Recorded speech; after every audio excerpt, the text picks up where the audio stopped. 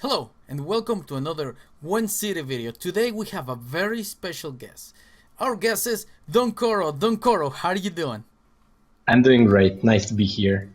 Good, good. Dunkoro, let me tell you something. I'm so happy to have you here, especially because your deck has impacted the meta so much and now it's a staple. So, let's get back in the deck. I see right away three blue stripe commandos. Would you care to tell us why the three blue stripe commandos? Mostly they provide a lot of strength because they're basically a 9 strength unit, but the very good thing about them is also that they can save that strength for later. I don't need to use it immediately. It can be a 5 right now, and the 4 can come in later, so I can actually make the more strength for later rounds, which is really good. I see. That's a very, very fair point. Um, Now, did you ever imagine that your deck will have such a big impact into the current meta?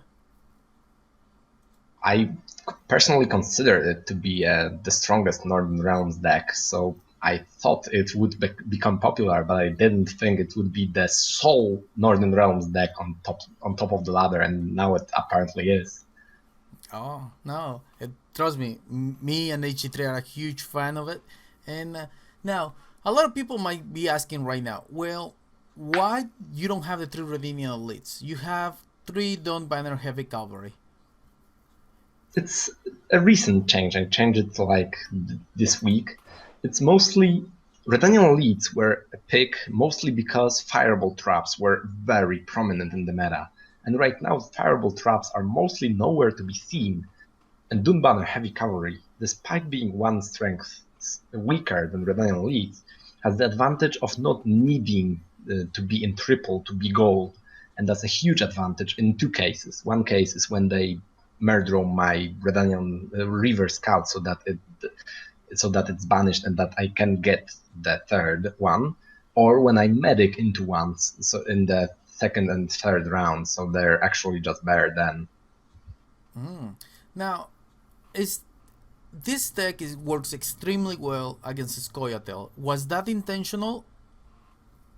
No, I just wanted to build a good deck around River Scouts, and the fact that this deck just got a really good matchup against the other strongest deck in the meta is just a good coincidence. I didn't build it specifically to counter Squirtle.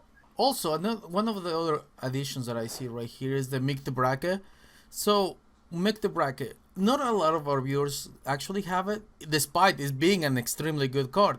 Is there any replacements for that card? You could easily just run Aeromance instead of Merc because Merc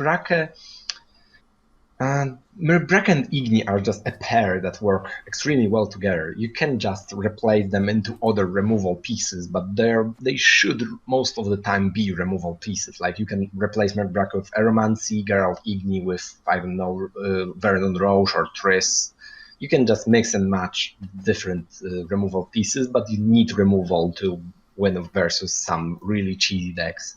When playing your deck, is there any specific faction that you prefer to fight against? Yeah, I mostly really like to play versus Scoia'tael because that matchup is really easy to win. I mean, not that I don't need to think to win that matchup, but I mostly, if I play correctly and nothing goes wrong, I should win. That's the expected outcome. On the other side, which one is your weakest matchup against? By far, Skellige. Skellige is the nightmare matchup for this deck, especially if they play Ogfist.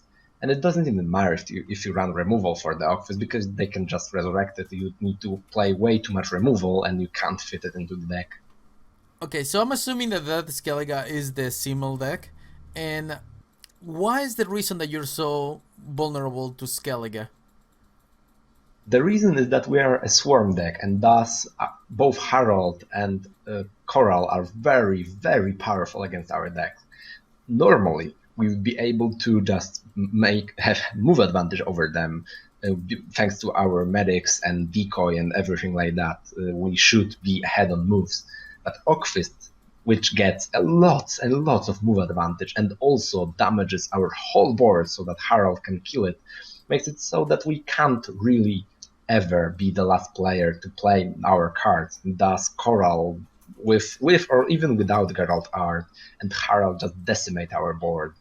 I heard that there is actually really budget versions of your deck with high effectiveness. Would you like to talk about this? Yes, effectively, the definite cards that you actually really need that are not epic or lower are only Bloody Baron and Decoy. You don't need any other legendary for the deck to actually work. King of Beggars can be replaced by Thaler, Merkbrake can be replaced by a dozen different silver units. Yennefer can be replaced by Natalis, Geralt Igni can be replaced by just about anything. And then you have a deck that needs like two legendaries to function, and that's really cheap. That's true. And talking about that, Decoy is a reward at level 20, so it's actually a free legendary. Yeah, Wow. so you only need Baron, and Yeah. then it's like the most budget deck that there is. Wow. That's actually very impressive and something to keep on mind. Well, thank you so much for sharing, and we're definitely gonna do a couple of games with you. Would you like to say some shoutouts to anybody? Shout out to the Gwentelman team. You should definitely check out our website, gwentelman.com. Well, thank you so much. I'll definitely have that linked, and I'll have a link also to your stream. Thank you for your time, Dankoro. Thank you.